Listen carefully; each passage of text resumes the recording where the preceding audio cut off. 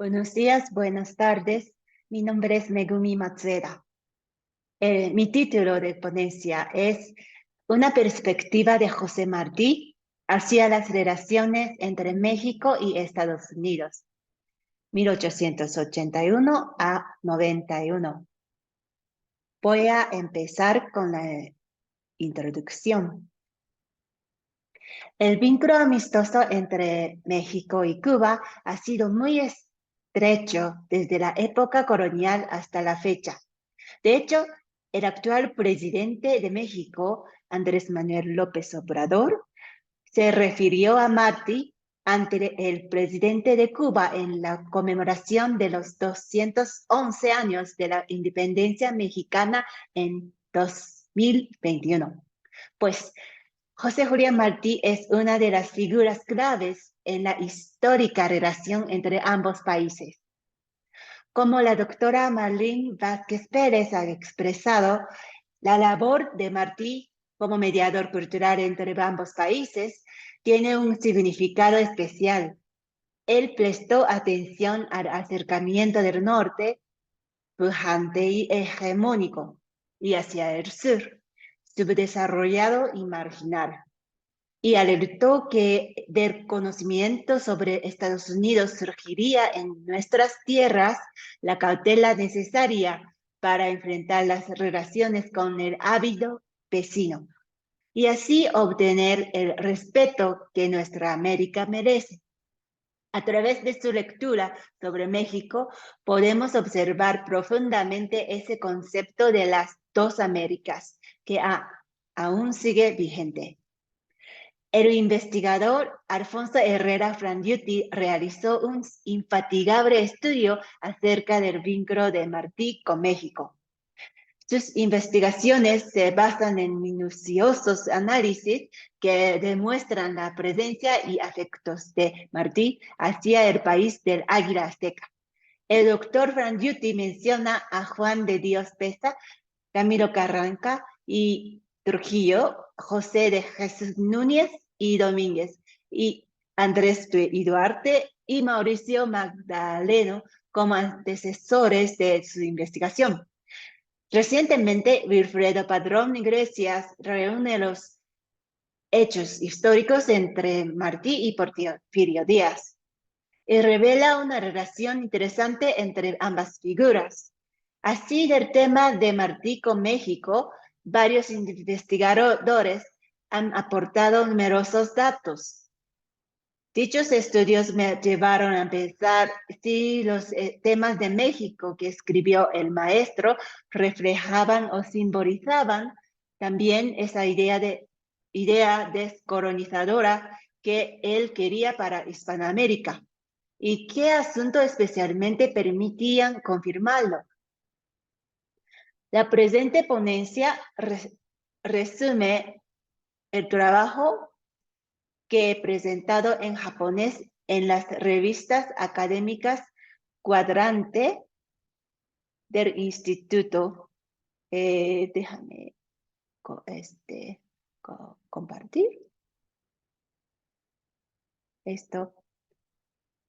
Del Instituto de Estudios de Áreas Globales de la Universidad de Tokio de Estudios Extranjeros. Lecturas que he realizado sobre los artículos de Martí vinculados con México en el periodo de 1880 hasta principios de 90, cuando ya el poeta radicaba en Nueva York. Para el análisis he tenido como el libro base, voy a cambiar la imagen, sí.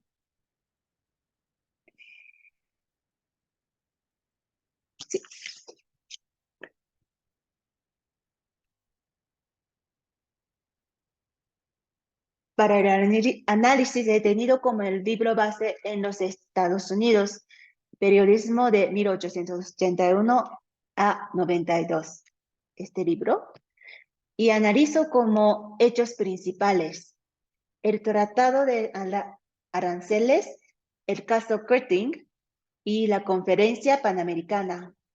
Sucesos estos que alarmaron fuertemente a Martí y le condujeron a la escritura de su destacado ensayo Nuestra América. Considero que Martí nunca perdió la esperanza de que México fuera el líder de Nuestra América ante la otra América. Aunque había varias preocupaciones, como la diplomacia de Matías Romero, la descripción discriminatoria existente en Estados Unidos acerca del país azteca y las posiciones entreguistas de la administración de Porfirio Díaz. Como Roberto Fernández Retamar advierte, ya en la época de estancia en México aparece en Martí el concepto de las dos Américas, pero esa sensación se hace más nítida cuando observa el panorama desde la propia nación estadounidense. La interpretación que más nos interesa es la de la humanización y no divinización del héroe cubano. Voy a entrar en el desarrollo de la ponencia. Primera, hay tres partes, y primera parte es la mirada hacia Porfirio Díaz y otros políticos. La modernización encabezada por don Porfirio Díaz continuaba por buen camino mientras Martí radicaba en Estados Unidos. Tras el fracaso de la guerra con el país vecino en la década de 1840, el gobierno mexicano se propuso firmemente no ceder más sus recursos nacionales, tanto geográfico como económico, a pesar de que aún continuaba la amenaza del expansionismo de Estados Unidos.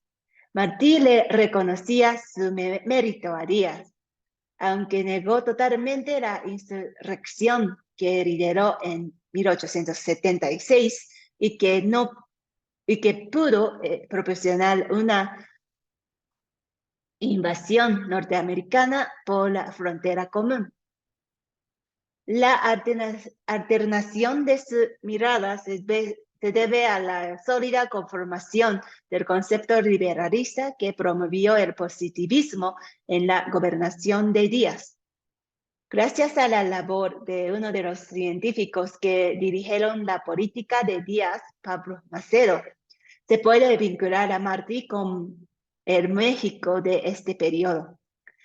En la carta que Martí escribió el 26 de febrero de 1886 a Manuel Mercado, cuenta que Macedo le ha sugerido escribir para el Partido Liberal en México, y también en la carta del 22 de marzo y el 22 de abril del mismo año, que Macedo tenía la idea de poner a Martí en camino de empezar a escribir una serie de publicaciones útiles americanas, la cual fructificaría luego en la Edad de Oro. A través de la amistad con los allegados de Díaz, Martí en general mostraba una apreciación positiva de la diplomacia mexicana ante los Estados Unidos en la década de 80.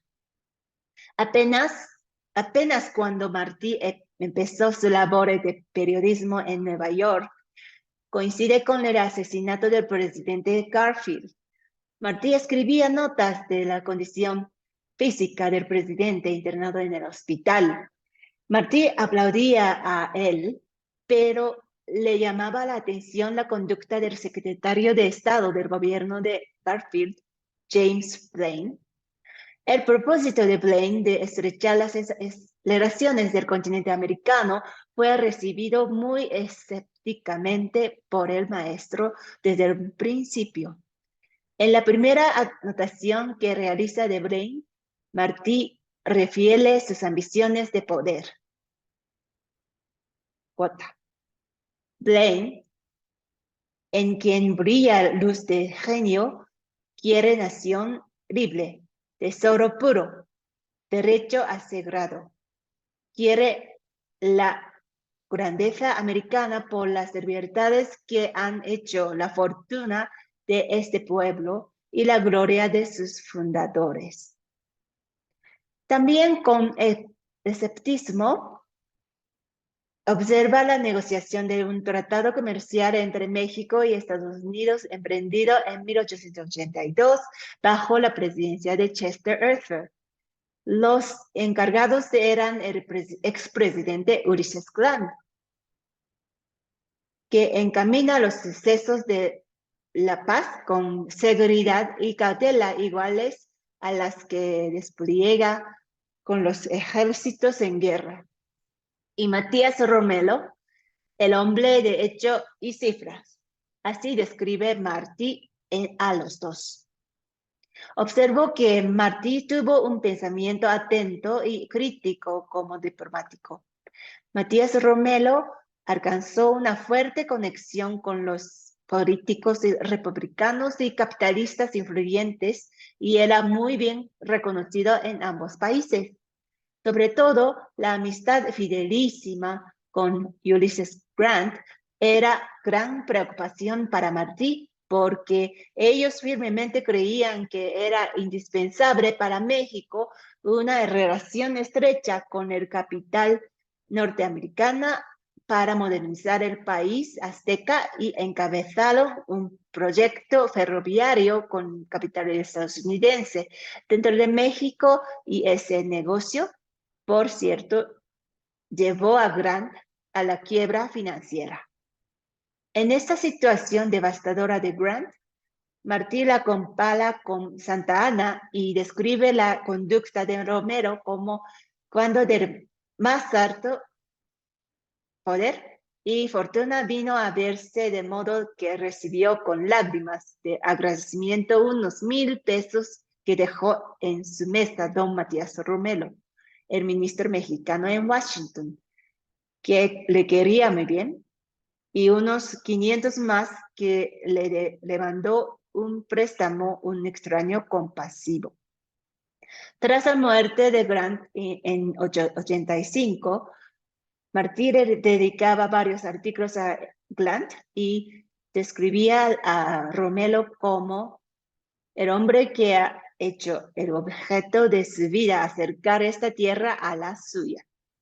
Esta descripción es predictiva para el comportamiento de la delegación mexicana en la Conferencia de los Estados Americanos en 1889, encabezado por Matías Romero.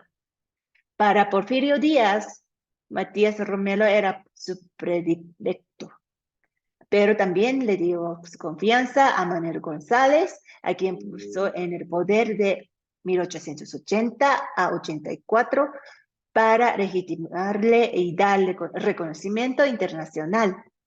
La negociación del Tratado de Comercio Recíproco se llevaba a cabo durante el gobierno de González y Martí lo califica como prematuro, ya que el abismo económico entre ambos países era aún grande para beneficiar a ambos países.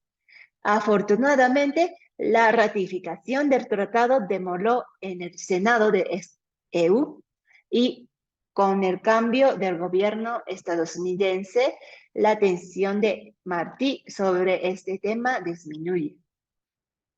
Mientras tanto, para la elección presidencial de 1884 en Estados Unidos, Martí mostraba cada vez más la desconfianza en la política norteamericana. El candidato republicano era James Blaine y su rival democrático, el gobernador neoyorquino Grover Cleveland. Martí criticaba a la corrupción política de ambos partidos y la miraba con cautela. Durante este periodo, Martí empezó a denunciar en sus artículos públicamente los daños que puedan causar a nuestra América la corrupción política de Estados Unidos. El mismo año de esa elección, en México, Porfirio Díaz volvió a su segundo mandato. La relación entre los gobiernos de Cleveland y Díaz fue favorable. Sin embargo, en 1886 hubo un acontecimiento que casi lleva a la guerra a los dos países, después de la ocurrida en 1846. en la historiografía se conoce como el caso Cutting. Martí siguió el desarrollo del caso con mucho entusiasmo. Hacía ya 6 años de haberse radicado en Nueva York. Lo que más admiró de ese acontecimiento fue el papel desempeñado por la diplomacia mexicana. Cuota. En Washington, donde sin duda brillan en lo impalpable de estas negociaciones las cualidades casi maravillosas con que la diplomacia mexicana ha venido por sobre brasas encendidas, sacando con respeto al país y en la lucha gigantesca ya sorda, empeñada de igual a igual, con el que ya ha tenido peleidades terribles de dominio. Mueve a respeto y enternece esta habilidad vigilante y profunda. Esta sutileza sin avasallamiento, esta flexibilidad sin abandono, esta labor asombrosa y artística. En cambio, Estados Unidos evidenció una brecha entre su presidente Cleveland y el resto de los políticos diplomáticos. Martí describe, el presidente Díaz y el gobierno federal de Estados Unidos también tenían la determinación de obrar bien, pero no podían sujetar a su pueblo. Martí reconoce a Cleveland por su firme actitud de buscar la medida diplomática y pacífica para solucionar un caso tan complejo. Siempre Martí mantenía una cierta esperanza con estos políticos comprometidos. Y a mi parecer, en el caso de Díaz, estos hechos y actitudes le abrieron camino a Martí para solicitarle el apoyo para la independencia de Cuba en 1894. Bueno, la segunda parte es la primera conferencia panamericana. A partir del octubre de 1889, se ha llevado a cabo en Washington la Conferencia Internacional de Estados Americanos. La administración de Benjamin Harrison, que recién había comenzado su mandato en marzo, designó a James Blaine como secretario de Estado. Martí elaboró en total 11 artículos sobre esta conferencia para el periódico argentino La Nación y el mexicano El Partido Liberal. No había literatura o investigación en japonés que detallara esa importante reunión de los delegados americanos, así que en la revista japonesa donde publiqué, sí tuve que explicar con más detalles sobre esta conferencia. Pero como ya hay bastante conocimiento en español y otros idiomas acerca de este tema, solamente me interesa destacar aquí 2 ideas en relación con México. La desilusión de Martí hacia el delegado de México y la motivación de él para alentar a nuestra América de la situación geopolítica de aquel momento. Para el delegado mexicano Matías Romero, esta conferencia era uno de los deseos más intensos en su carrera. Como Martínez indica, no cabe duda de que Romero estaba a favor del proyecto de ley y fue muy claro en cuanto a los beneficios que México podía obtener teniendo como base en la agenda de la conferencia. Entre los temas que se debatieron extensamente estuvieron 2 de carácter económico que sin duda eran de interés para México. La creación de una unión aduanera y la emisión de una moneda de plata común para todo el continente.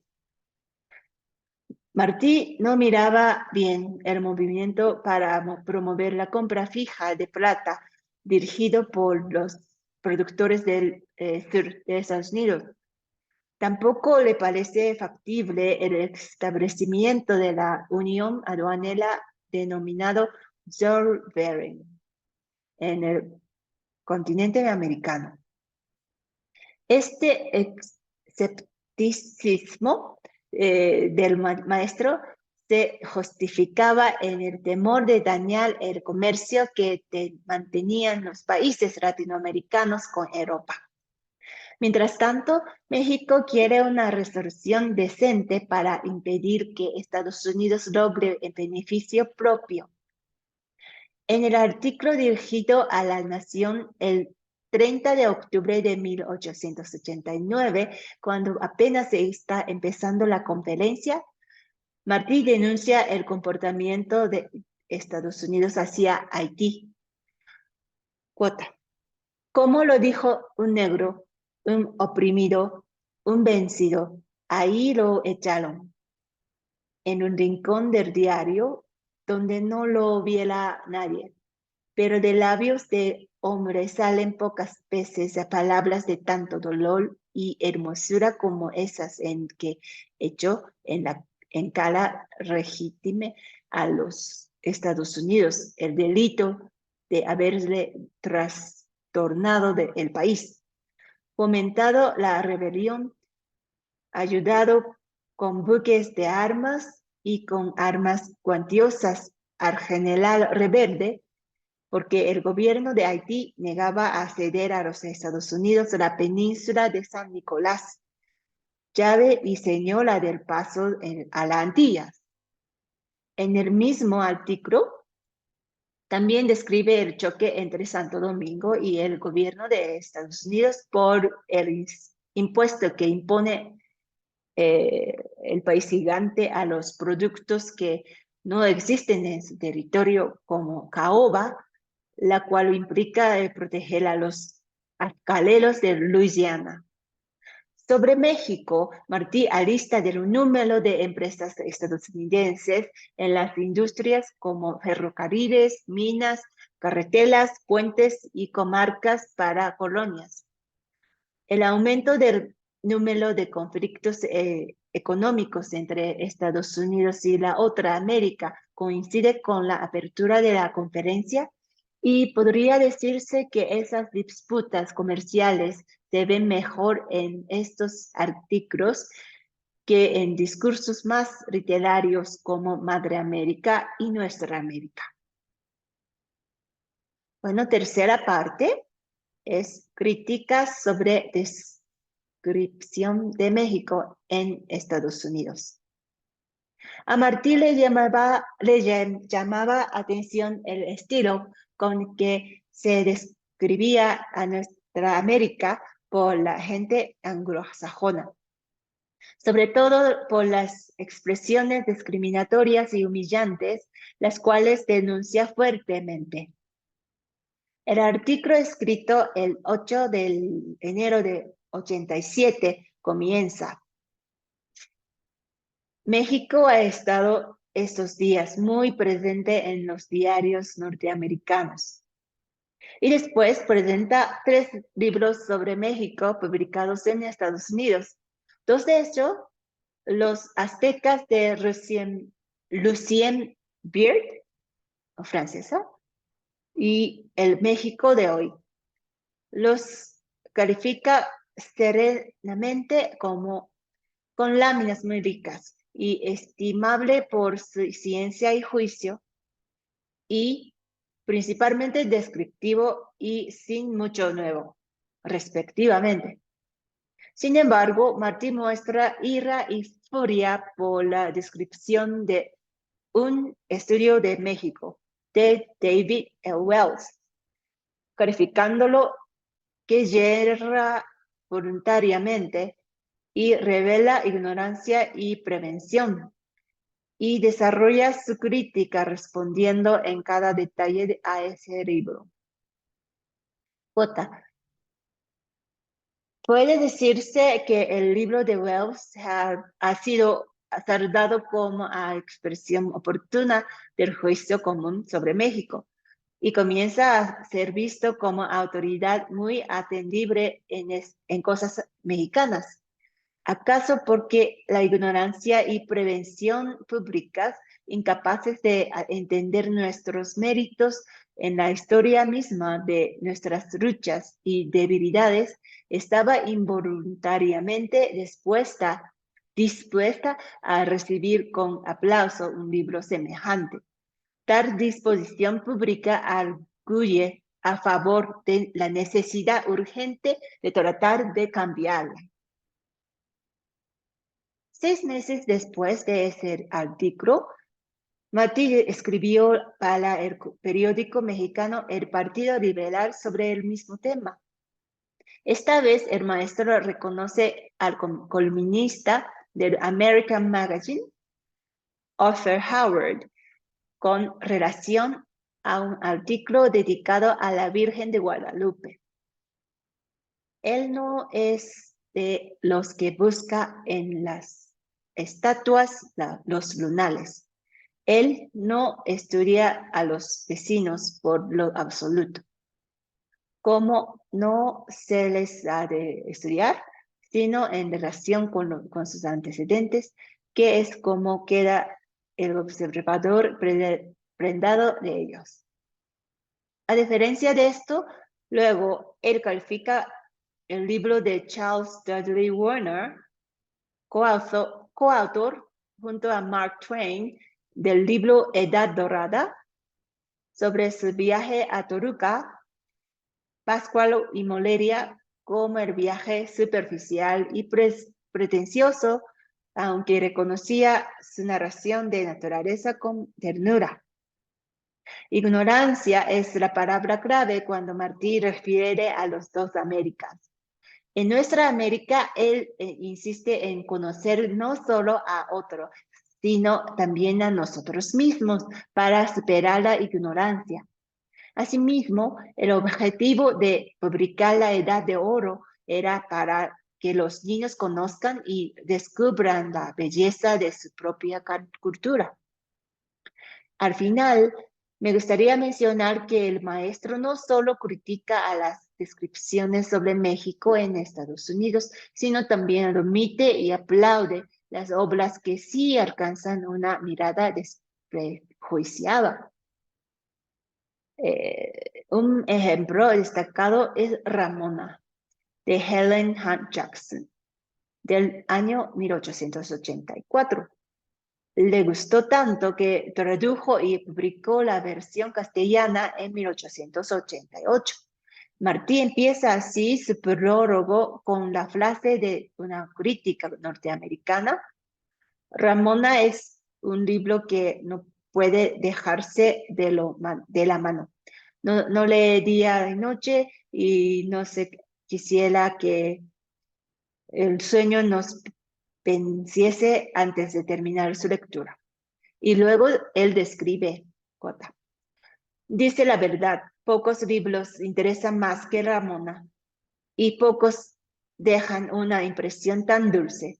El primoroso gusto de su autora afamada, de Helen Hunt Jackson, le permitió escribir una obra de piedad, una obra que en nuestros países de América pudiera ser de verdadera resurrección, sin destruir la magia de sus cuentos, la gracia de su idilio, la sobria novedad de sus escenas trágicas, la moderación artística de sus vigorosas descripciones, con aquel revolver y de una idea fanática que nos sienta en una obra de mero recreo y esparcimiento.